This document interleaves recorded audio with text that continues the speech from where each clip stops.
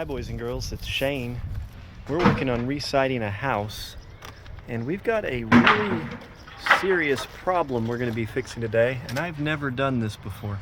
That's my son Ransom. I'm in the attic now, and there's a couple things that are jumping out to me that are kind of problems. No insulation at all. None. No insulation.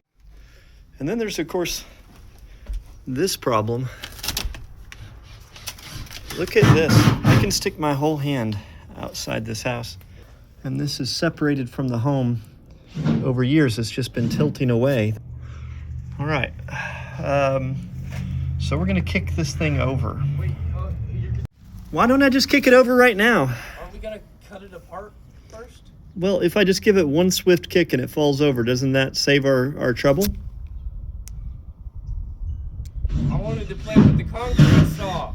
Because if it hits and falls funny and then hits that shit, you're paying for it. I'm fucking not. Okay, that's fair. I won't kick it over then.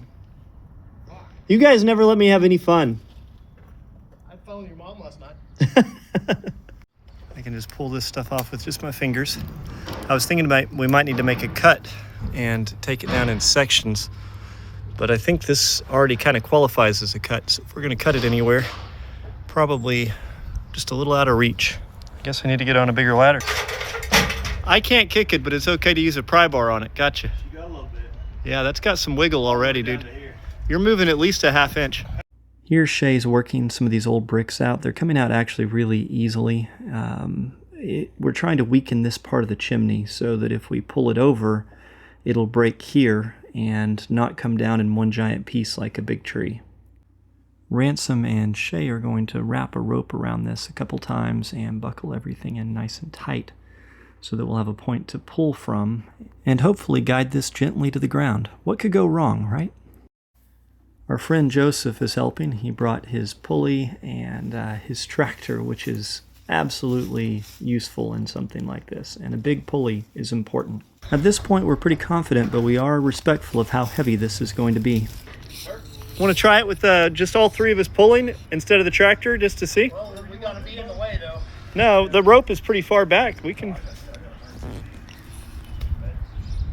I think it'd be fun just to try to pull it over. Here we heave and we hoe with all of our might, pulling like the mighty wolf trying to get into the pig's house that was made of brick. This is just not going to go. We want the lower part to stay since it's part of the chimney or part of the fireplace inside. Let's see if it works the way we want.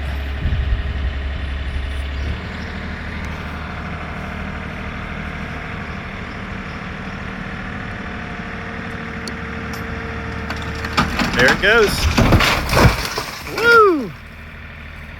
That's probably safe to breathe.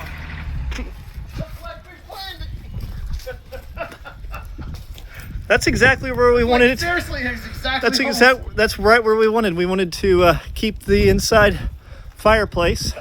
Way to go, guys! It's good engineering right there when we plan it and it works that way. Have a permit for that. Well, this is part of siding the house, and we have a siding permit. So I don't know that there's a separate permit for tearing down a chimney. So we've come up with a plan to try to close this back up. I'm going to use this piece of Advantech, which if you don't know what that is, it's basically made out of mithril.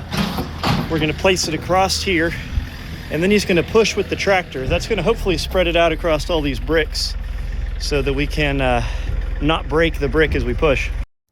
So the reason to spread this out is we don't want to damage the bricks. We want to hopefully keep these intact. But as we start to push, we're keeping a close eye on things, and we begin to notice it cracking from the bottom, so we have to pull back. It's not going to work. This is disappointing, but it's just part of the natural order of things when you're doing a project, and you don't know if things will work the way you want or not until you try. So that's not going to work. We've shifted to taking off this brick and then trying to correct the front. See how this goes. I decided to get a bird's eye view of the work happening since it's kind of a two-man job, and this is an unusual look at a fireplace. You usually won't see a fireplace from this perspective.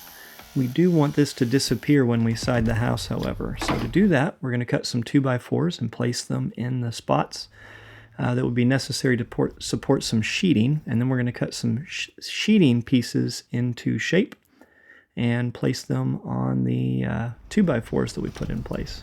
The most difficult part about this is just matching the angles on the existing structure as we cut the pieces. This whole process took about 3 hours.